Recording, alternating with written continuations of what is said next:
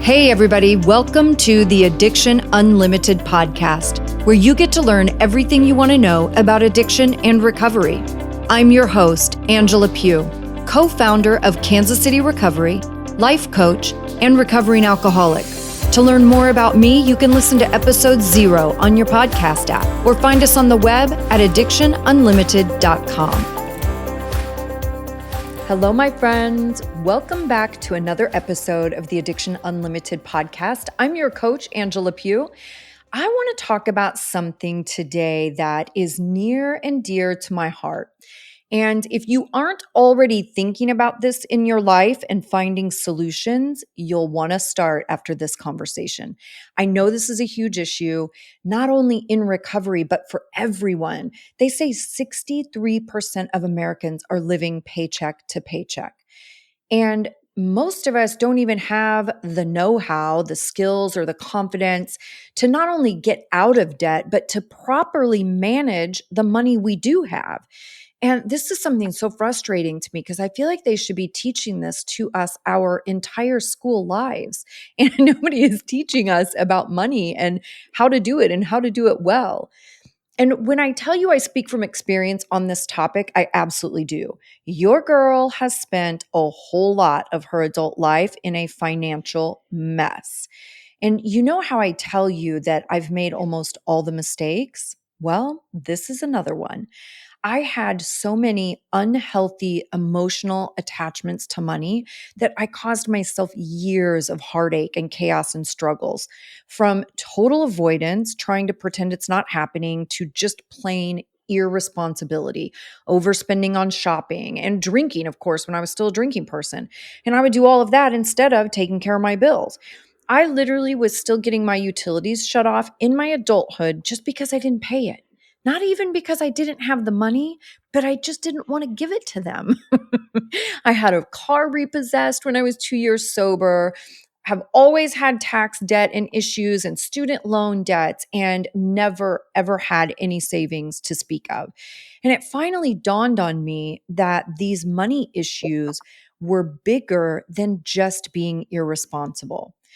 It was deep-seated fear and financial insecurity and anxiety around money and constant fear of running out or not having enough. And you pair all of that with the shame and embarrassment of not having good credit and feeling like I couldn't really take care of myself. And I fell apart. I buried my head in the sand and continued to avoid it as long as possible. And it literally affected every area of my life, right? Jobs, how I lived, dating, keeping secrets, never letting friends get too close because I didn't want them to know too much. It affected how I interacted with my family because I didn't want them to know how I was a loser in yet another way, right? Like it was a lot, and it was all emotional. So when I came across my guest today, she got my attention immediately. She's a financial coach, and she really gets that emotional attachment to money and how powerful it is in both negative and positive ways. And we're going to talk about some practical money management strategies, some emotional connections to money, understanding your relationship with money, how it motivates you, how it gives you anxiety.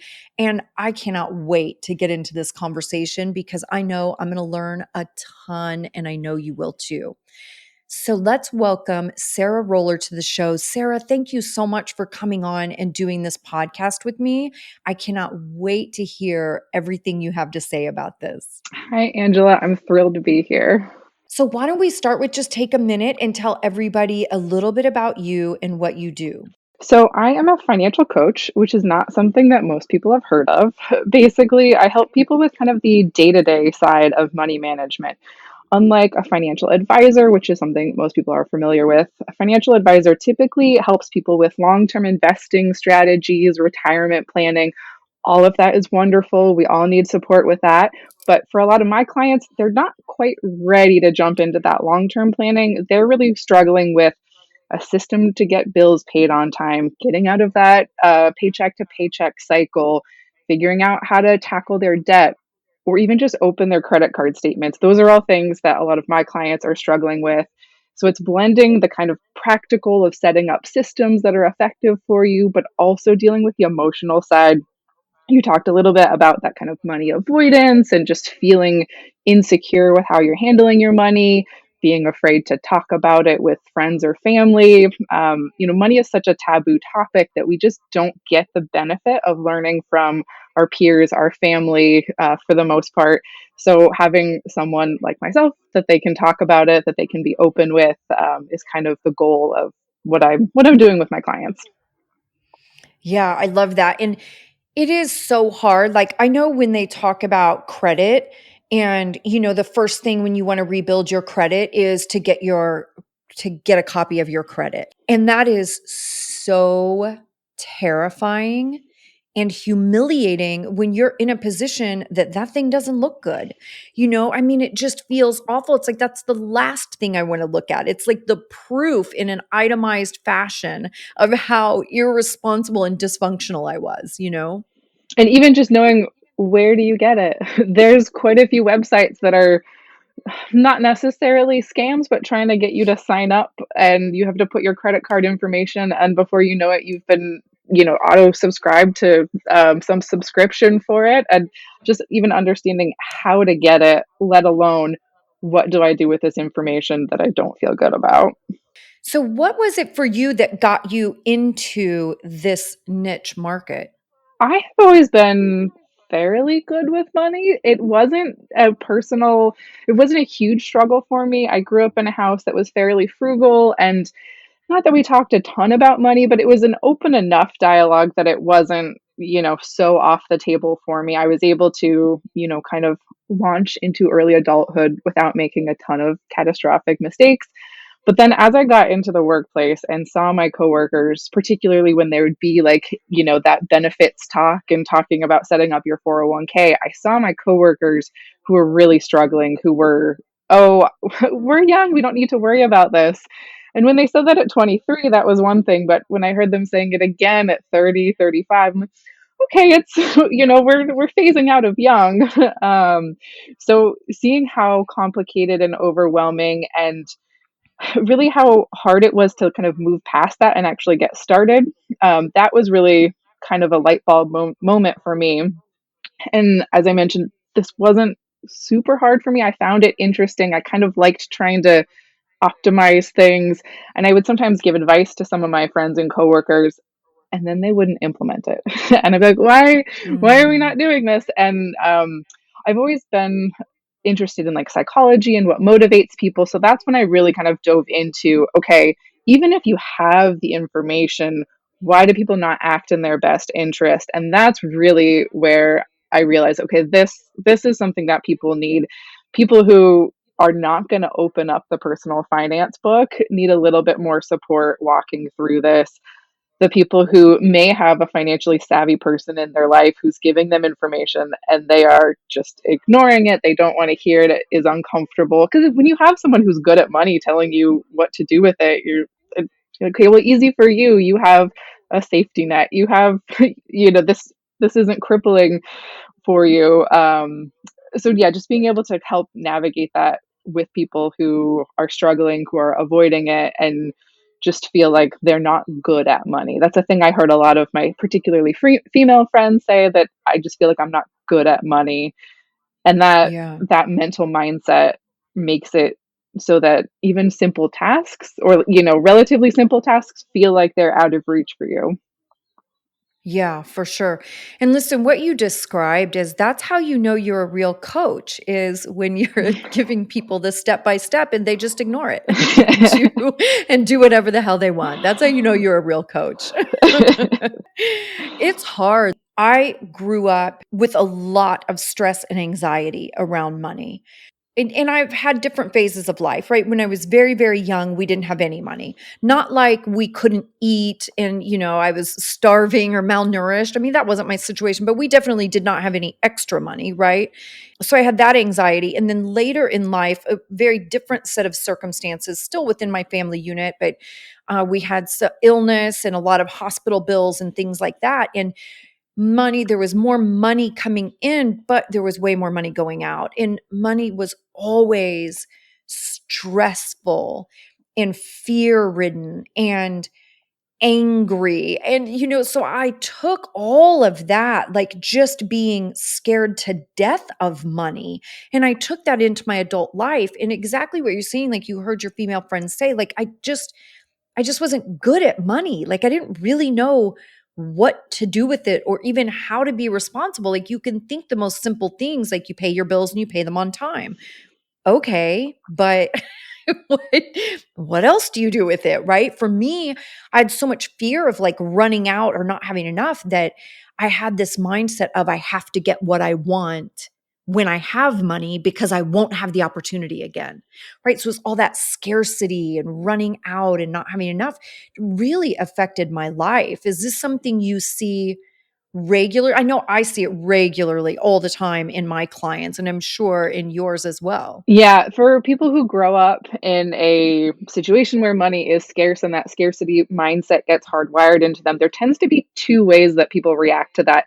Either they think, this was awful. I want to make sure as an adult that I'm never in this situation again. And they become incredibly frugal. They may also become, high earners, but they are incredibly frugal. They don't want to save on anything unnecessary. They want to secure themselves as much as possible in a way that, I mean, that sounds great, but can sometimes be debilitating that they don't even feel that they could spend, even if they have ample money to do so.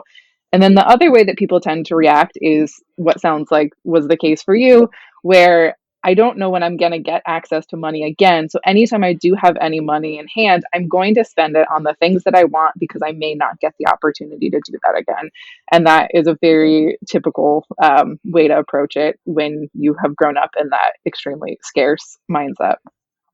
Yeah. So, how do you start? I know for me, like, I just had to start digging in. I had this realization several years ago that I have the ability to make money and be a high earner for sure. But somehow, in all of these great stages of my life and my career and making all this money, somehow I always ended up back at zero. I always ended up back in that scarcity and fear and having nothing. And that's why it started to make sense to me. Like, this is a bigger issue. This isn't just about me being irresponsible. There is something deeper at play. And I just started digging into money mindset. What does this mean? What is it? I heard people, I'm pretty woo woo and I'm very law of attraction and manifesting and all those things. So I had heard this scarcity mindset mentioned a lot in my personal readings and belief system. And I just started digging into it. And that's how I started learning all of that. Like, what are some very base level starter steps people can take if they want to start getting better at this? Yeah, well, and you mentioned that like you were acquiring money, but then kept ending up back at zero, and that's a really common thing as well. Again, when you're hardwired in that situation of we don't have money, of course you think, oh, I would love to have more money and that would be great and that would alleviate all of these painful moments and experiences. But there's something kind of comfortable in the familiar. So a lot of people unconsciously recreate that system, even if it's not amazing. It is known, there is some comfort in that. So it is fairly common, like if that is the experiences that you've dealt with before, to kind of recreate that unintentionally. So again, that is not that abnormal. Um, Yeah. I think for most people, really just kind of, I mean, when you're avoiding money, it is the last thing that you want to do, but kind of ripping off the band-aid and facing what is the actual situation, getting really clear. A lot of my clients, the first thing that we do together is to kind of put together your net worth, which even the word net worth can be a little bit triggering because there is an association with self-worth. And so I try not to fixate on the net worth piece of it, but essentially trying to gather, what are your assets? So what do you have in various checking accounts? What do you have? Do you own any property? Do you have any retirement accounts? And then what debts do you have, whether that's student loan debts, credit card debt, mortgage, car loan, anything like that. And we kind of put them all down on one piece of paper or in a spreadsheet and see, like, what are the totals that we're looking at here. Now, obviously that's not always a happy picture, but in most cases with most of my clients who've really been avoiding it, it's actually not as bad as they had envisioned it in their mind.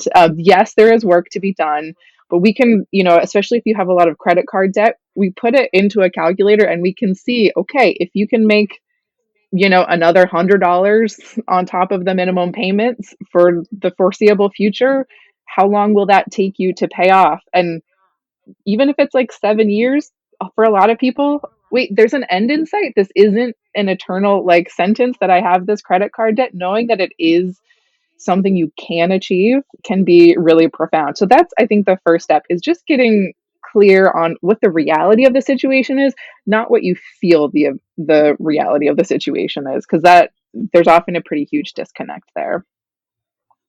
Yeah. And we do function a lot on feeling, right? And so when you feel and it's bad or it's scary, I think most of us immediately want to stop. Yep. Like, I've had enough of that. And that's definitely something that you can do on your own, but I think especially for a lot of my highly avoidant clients, that's where having someone like me or even a friend, or something like that that can just kind of hold your hand through it can be helpful to actually push through with facing that. How important do you feel having an actual budget is? Because this is another thing that you read about. Like they say, get a copy of your credit. And I'm like, no, thanks. I mean, I will now, but years ago, like I definitely didn't want to do that. And it's the same thing. You want to start taking control of your finances and having a better understanding of it. The first thing you say is, well, let's do a budget. And I see these spreadsheets and I'm like, oh my gosh, no, like get that thing away from me. Like what is that? But it a part of this journey that is super important? And do you have to do it like every month? Do go through your budget? So I think we have an idea of what the word budget means, and it is very similar to the word diet. It is very restrictive. It is not fun. It is, it's not great what most people think of when they think of the prospect of budgeting. When I think of budgeting, I think more about planning what you want to do with your money. So, proactively deciding next month, I would love to have enough money to spend it in this way. If this is what I anticipate coming in, this is where I can, looking forward, decide where I want that to go. Now, it's never going to happen exactly the way you planned. There are going to be unexpected things. There are going to be, impulses that you legitimately decide are beneficial to your life, and that's totally fine. But I think it is beneficial to at least spend some time, kind of proactively thinking about how you want to intentionally spend your money.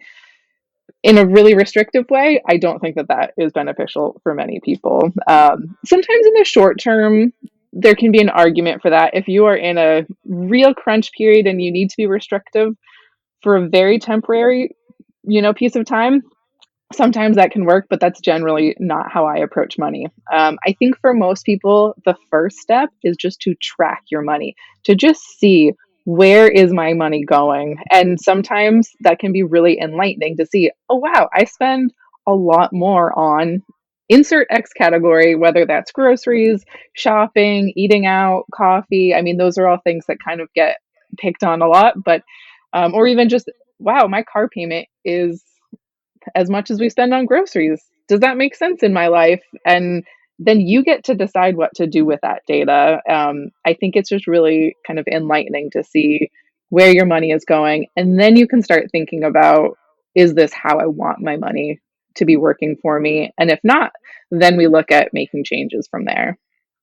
Yeah, I had never thought about it like in the same realm as, the diet word.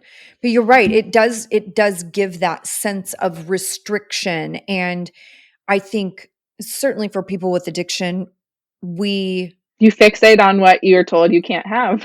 we don't want to be told no, right? Like I don't want to have to work on more self-control. And and this is something like that I am constantly practicing because it's so hard, right? It's just that self-discipline.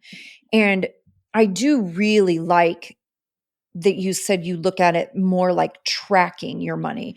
Now, it is definitely a little frustrating when you start looking at your stuff and you see how much money you spend. on coffee and eating out. I mean, I can look at my bank statement and I swear to you, 80% of what I spend is food, whether it's restaurants or a grocery store.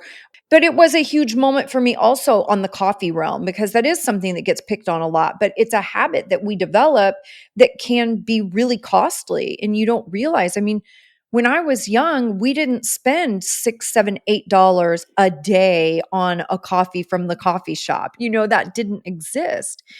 Like I can spend $10 so easily. And $10 a day is $300 a month. That's a car payment. And I could blow through $10 in a day in a split second. That takes nothing, but it adds up. Yeah, and I think we have we have this kind of internalized sense of what is a good use of money or what's an appropriate use of money that comes from things we heard growing up, things we see our peers doing, and getting a $5 cup of coffee is such a standard normal thing that feels like that's an appropriate thing. That's not something I necessarily need to overanalyze. But then something like hiring a housekeeper, that's frivolous. That's something one could judge someone for. I could do that myself. There's no value in that. But if you were to cut out, if you were to just, I mean, if you're spending $300 a month on coffee, the coffee is probably adding some value. Absolutely. Is it adding the same value as spending $300 a month on a housekeeper to come twice a week or, every other week? For some people, no, I need that coffee. No questions. For other people, if I just made coffee at home, I could have a housekeeper. Oh, okay, that's a good trade-off. I will do that and I will save coffee for going to the airport and my birthday and we'll leave it for really special occasions and that's fine. If that means that I can afford something else with that, I think just kind of evaluating what you value most in your life, how you can add more of it, and if there is anything in your current spending that maybe isn't adding as much value as this other thing you might want to be adding in. That's a great way to look at it. Last year, I started a lot for my anxiety. I started doing regular massages, and that's how I looked at it. I was like, okay, this is going to be an expense. I'm committed to it because there are a ton of benefits, especially for a person with super high anxiety. This is really good for me and for a person with super high stress. And I work out a lot. So there's a ton of benefit. But I had to stop and think, okay, this is going to be an expense. So I want to be mindful of where I am being frivolous and how I can cut back on some of that to really make space for this expense and make it work for me. Yeah, and I think cutting back just on the for the sake of cutting back to save money is not very motivating, but if you put it in the context of what else can I afford, and it may be adding in a new expense, like a housekeeper, like a massage routine, that can be a great way to look at it. It could also be I'm going to cut back so that I can put that extra money into a savings account for a vacation so that every year I know that I'm going to have the money set aside for a good vacation and I don't need to put it on a credit card. Or it could be I have a ton of anxiety that I don't have a retirement account. And so maybe it's putting it towards that, but just kind of tapping into you're not just saving it to like put it in a bank account and it just disappears, but really focusing on Right. what are you getting by saving. And I know the idea of saving for retirement for most people is not that motivating. It is important. We should all be doing it. I'm going to say that. But if that's something that feels so far fetched, let's start a little bit lower. Let's start with saving towards a vacation. Let's start with saving for something that is maybe a little bit more short term, that's a little bit more fun, that's a little bit more tangible, and build that muscle. And then maybe in a year or two, after you've gotten good at saving for short term goals, then we can ramp up to retirement.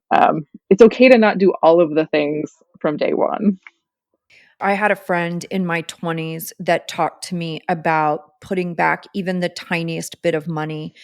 And in your 20s, you're so young and like your whole life is in front of you. And it's very hard to really conceptualize the importance of those things because you have so many years to worry about it. It's easy to blow it off like, oh, I don't need to think about it.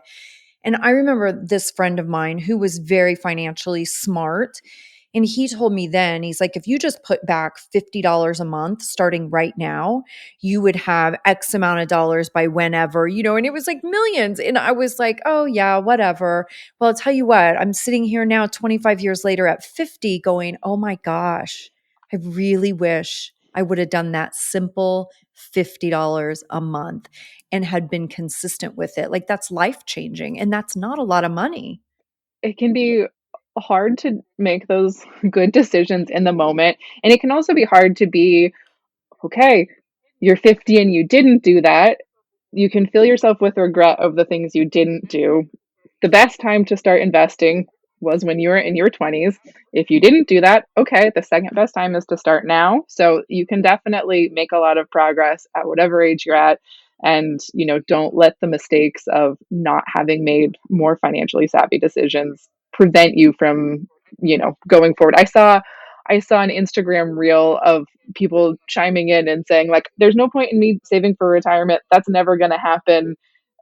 I'm in my early 50s, and I mean, sure, it would have been better if you had started earlier, but you can still make a lot of progress at this point, and it's not a lost cause. It's not worth just kind of giving up on it at whatever point you're at now. For sure. And I would say that with everything, right? We say the same thing with recovery because every single one of us, when we get clean and sober, we all think, gosh, I wish I would have done this earlier. Like everybody, it doesn't matter what age, you can get sober at 15 and you'll still go, gosh, I wish I would have done this earlier. I have a client getting sober at 72 and she's amazing, and of course she's saying the same thing. So it's just something we're going to feel no matter what, but don't let it hold you back. Don't let it stop you Exactly. from starting, right? To do something. Exactly. So I want to ask you this because I had something I deal with a lot in my coaching life is, what we call cognitive dissonance. So the dissonance is when you say one thing and you do another, you have an intention but you don't follow through, you do something opposite. And it really creates a lot of confusion, right? Like you're sending yourself mixed messages, basically. And so a couple of years ago, I had a client that was like, I want to start saving money for something. I don't remember what he was saving for, but he had something specific and he wanted to start a savings account and start putting money back. And literally on our very next session, he came in and I'm like, oh, how's it going? Did you get your savings account open? He's like, oh my gosh, you're never going to believe this. I got the best deal on this trip to Mexico.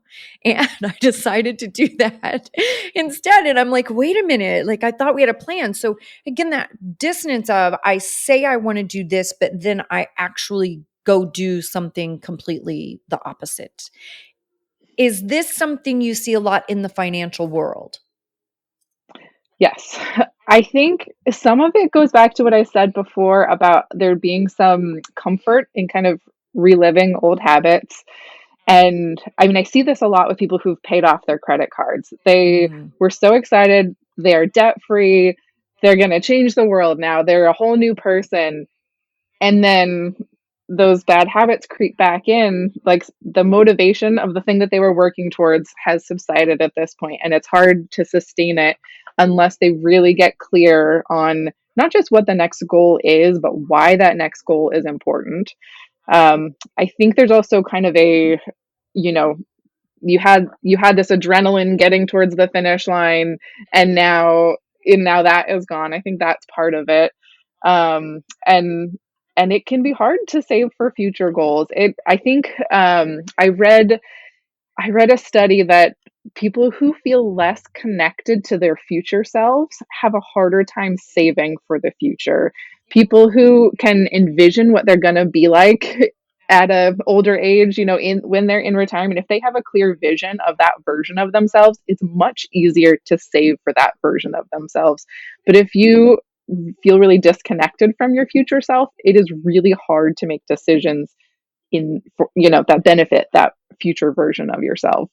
I feel like you just changed my life in that statement because when I was young, I didn't, I was an alcoholic. I was drunk and I didn't think I had a future. Like I didn't expect to live, certainly to be 50. I always assumed that I would be dead by 40. So, wow, I never thought about it like that, but that makes so much sense. And then now I've come so far in my journey in recovery and growing up as a person and really grown into a person that I love and admire and respect. Now it is so much easier and more empowering to think about caring for myself and what I want that Hmm. to look like, that future version and my future life, like what I want that to look like. That's crazy. I would have never thought about it like that. Yeah, yeah, it's really I had seen that before, and then I read it in a textbook, and I was like, "Oh, there is something very valid here." Yeah, and feels like the same thing that they say, one of the big things that's been going around for a few years now is know your why. Like you have to know what your why is. Why is this important? Why am I working so hard for it? Why am I going to stay committed to it or dedicated to it? Because it does get hard. Everything gets hard. And figuring out finances and paying off debt, all of that is really hard too. But you have to understand the payoff and that it's going to be delayed gratification and get okay with that. Yeah, and it again, going back to the connecting to a future self and the why, I think I see a lot of clients who are maybe contributing bare minimum to their 401k because they know that that is what they should do, but they just can't feel any motivation to do any more than that because it feels like retire they're never gonna be able to afford the quality of retirement that they want. So what's the point in even trying? When really, even if you didn't get to your goal amount, if you got close to it, that's going to be a much better retirement than if you didn't even try. Right. So I think, and for people who identify as being bad with money, it's just not something you connect with. It's really hard to be motivated to do the things if you don't quite grasp why getting your back to taxes really helps you going forward. And especially with credit card payoff, I think so many people have that as a goal to pay off their credit cards. And that's a great goal. But if that is the extent of the goal, that's not very motivating. It's Yeah. if it's just to be free of debt, for most people, um, when trying to be motivated to work towards a goal, if your goal is to avoid something negative, that's not nearly as motivating as going towards something positive. So I Yeah. always push my clients, if your goal is to be debt free, okay, cool. Why do you want to be debt free? What does being debt free allow you to change in your life? What does it allow you to work towards that doesn't feel attainable right now? And let's really focus on what is different about your life once you become debt free. So, how do you manage this in couples? Like, here's what I hear all the time, and I'm not stereotyping, I'm just speaking from my experience. But what I deal with literally every day of my coaching life is clients who, in relationships or marriages, whatever, where the woman is spending and shopping and the man is freaking out and trying to control all the money. How do you deal with as a couple if you have those different habits? Like, how do you navigate some of that to get more on the same page? So again, we are not taught about money and we're not taught how to talk about money in Yeah. a very effective way. And I think those two kind of approaches to money, obviously, that's in kind of a gender stereotypical way. I do see the reverse sometimes as well, but whoever is the more kind of analytical, looking at the numbers, that person has a very different way of communicating what they're seeing and why they're stressed. And the person who is the spender has a very different way of communicating why they're spending, what they're doing with their money, like why they're using their money in one way and why the other person is using their money differently. And I think when we communicate in a way that makes sense to us, our partner just doesn't receive it in that same way. So I think it can be really helpful. What I really encourage couples to start with is talking about how money was talked about in their house growing up. Understanding, did they come from a house where money was, a scarcity? Did they come from a house where it was abundant and they didn't learn about it because they didn't have to, because it just was a non issue when they asked for money, it was given to them? I think just understanding kind of that dynamic, what the actual dynamic about money was, but then also how their parents talked about money, how their parents talk to each other about money, and just kind of what models you saw. Because I think in relationships, we tend to replicate the model that we saw, or we run away from it completely. We either try to mimic it, or we try to be the complete opposite if we knew that it was really an unproductive and unhealthy model to be basing that off of. And so understanding what your partner saw and what they're modeling it after, I think can be really helpful. It may not change how you act or how they act, but just understanding why they act that way. Why, okay, you know, we're talking about maybe getting married or having a baby, and how did that play out in your parents' life? Did your dad get laid off at this particular time in your childhood? And now you have this fear that, well, I'm clearly going to lose my job because my dad did, and that's the way things happen. And if if you're going off of this script that no one else has a copy of, like, that's where communication really, is problematic. And interestingly, this is not a niche that I sought out, but I have quite a few female clients who see me individually, but they are either married or engaged or in a long term partnership.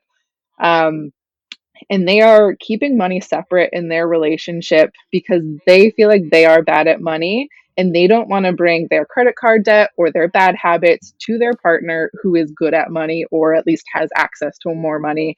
And in all of the cases that I've seen, they've had very loving, supportive male partners who are not overtly trying to shame them, but money is easy, logical, analytical to their male partners, and they know that they cannot communicate in a way that's going to be effective. So they're coming to me to, like, I want to get this fixed. I want Yeah. to, like, not feel like I'm a financial burden on the relationship. So they see that they are not approaching money from the most healthy perspective, and they want to work on that so that they can feel like a more equal member, at least financially, in their partnership. Yeah. And definitely that not feeling burdensome, because I know in with my clients like that there's a lot of arguing about this topic, right? And so we're really working on the communication piece of that and the empathy and understanding where your person is coming from and different we have different value on different things, right? We're not all going to match and have the same value on the same things. So yeah, really focusing on that communication piece, like that's huge. I never thought of doing, really understanding like how you grew up, which is a huge part of the whole thing, but that does make a lot of sense. Yeah. And then I think also, when we tend to bring up money within a partnership, it's usually when we see something we don't like, and we're kind of coming at it from like a micromanagey perspective of, why are you spending so much on lunches out at work or whatever it might be. Um, Whereas I find, if instead of kind of being critical of how your partner is either spending money or managing money, if you come at it from a perspective of curiosity, if you come at it from a perspective of, where are we going? What are our goals going forward? And talking about it in a way where it's less about kind of separating the two of you, but more bringing you together and working towards combined goals. A lot of times, if you identify who are really excited about buying a new car, going on this vacation, okay, what do we think that's going to cost? Okay, how can we get there? Then your partner can generate their own ideas of changes that they can see, rather than you judging their current expenses and saying, I think that these are frivolous and you should cut those. If you let your partner come up with their own ideas of what they think are worth cutting, they might pick the same ones, but then it's their idea. Or they might decide that, in this example, lunches out at work are like my treat for the day and it makes me enjoy my job, and I don't want to cut those, but here's what I could cut that didn't seem as overtly frivolous to you, but is somewhere that adds a little bit more marginal value, and I'd be willing to sacrifice that. So I think coming at it from a place of curiosity and focusing on shared goals is a good way to have more productive conversations within a partnership. Right. I think that's awesome. I love all of that. Well, Sarah, thank you so much for coming on and doing this with me. I love this conversation. I really appreciate you with all the tips and advice you've given. I think it's incredibly valuable. So thank you. Yeah, my pleasure. You've reached the end of another great episode of the Addiction Unlimited podcast. Candid and honest conversation about addiction and recovery. Be sure to visit us at addictionunlimited.com to join the conversation and access show notes and links to everything we talked about. Love this episode? Please take 30 seconds to subscribe, rate, and review on iTunes to help us improve and give you the information you want. Thanks for listening. See you next week.